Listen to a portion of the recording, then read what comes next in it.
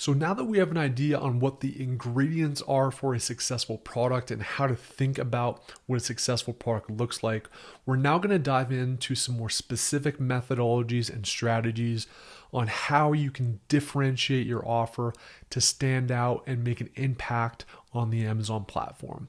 So the purpose of this video is going to understand some of the strategies you can leverage to identify differentiation and stand out.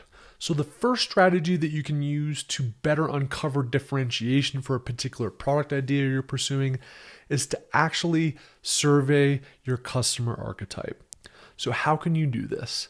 Well, one approach is that you literally take a survey form, whether it be through a Google form, through Typeform, or PickFu, any of those platforms, going out and finding a group of, call it strangers or people that you don't directly know, but that are your customer archetype, and getting their feedback based on the idea that you're pursuing. So this could be a Facebook group, this could be a subreddit, this could be an online community where you can get feedback, send out a survey link, and cultivate some information from your actual potential customers before you pursue the product development with an actual factory. So I would probably go on Facebook to something like a golf lovers Facebook group, which has 24,000 members, and ping the moderators, or even just do a post in that group and just say, hey, I'm starting this new golf brand. I'm the founder. Here's a product idea we're pursuing for this XYZ thing. I'd love to get your feedback. And then if and when I launch it, anybody that responds, I'll give 50% plus off. So that's a good way to kind of get feedback.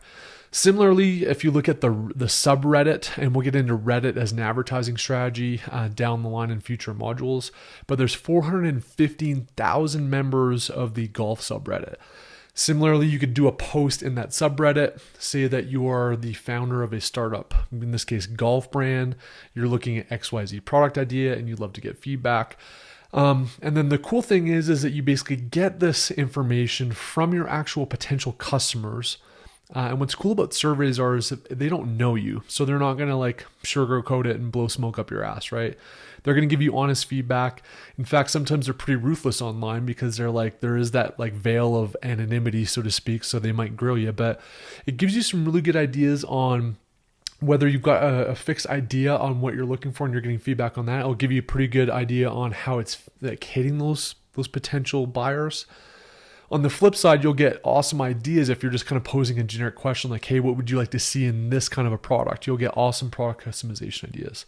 The cool thing about this approach, not only does it help you reduce your risk of making your offer something that customers don't want before you actually go into production, it's really good if and when you actually launch a product based on this feedback to basically save their information. So if they messaged you on or commented on your Facebook post, or if they replied to you or DM'd you on your Reddit post, you can then follow back up with those folks once you're ready to launch your product and add them to your super friendly list, and you can use them to be your initial buyers and give them kind of a sweet deal for giving you that original feedback way back when. So approach number one is to actually survey your archetype. The other approach is that if you are the archetype yourself, or you've got kind of friends or friends of friends within your own circle, is literally get a group together. So if I was going to start a golf brand as an example, I've got a number of buddies here in Utah that I golf with and I'm buddies with. I basically just say, hey guys, I'm starting this golf brand. My first product is going to be XYZ. Beers are on me. Or in Utah, I guess some people won't drink beer if they're Mormon, so maybe Dr. Peppers are on me. But let's go out, let's go to the pub, and let's just kind of talk shop. Knock a couple back, get a little bit loose, and then literally get their feedback. Hey, I'm thinking about doing this design. What do you guys think? Hey, I'm thinking about this. What do you guys think? And oftentimes people really want to help. The crazy thing I found about kind of Amazon and entrepreneurship in general is folks that are entrenched in that corporate world, they love to kind of see people trying to escape from it. And they're more than happy to have their fingerprint on what you're looking to do. And people do honestly want to help, especially if they're your friends. So you can actually get your archetype group together as well as the second approach. And then the final one is just to keep your ear to the ground research, right? So this is really just studying Facebook groups, looking at Reddit posts, looking at Pinterest, leading brands in the space, non-Amazon sites, retailers, reviews of other products and brands, looking at what other categories are doing. I love doing that, right? So if I'm doing the golf niche, why don't I look at the baseball niche and what some badass brands are doing there and take that to the golf niche? So you can totally borrow from other verticals and categories and bring those in. Also chatting with suppliers and getting an understanding of, hey, what are they starting to see in terms of kind of features and unique things that are in demand, whether it's materials, sizes, shapes, colors, you name it. And then just really ordering competitive samples is another way too, just to kind of hone in on what are the particular products that you're going after that are out there, what's good about them, what's lacking in them. All of these things, in addition to consumer feedback through surveys or your own kind of circle of archetype friends, will give you information and insights, both qualitative and quantitative, that you can then leverage to institutionalize innovation within your own product and to really stand out with your own differentiation. And then a final one that you can even do if you want to get kind of really dialed is if you've got a product idea that's like close to going into manufacturing.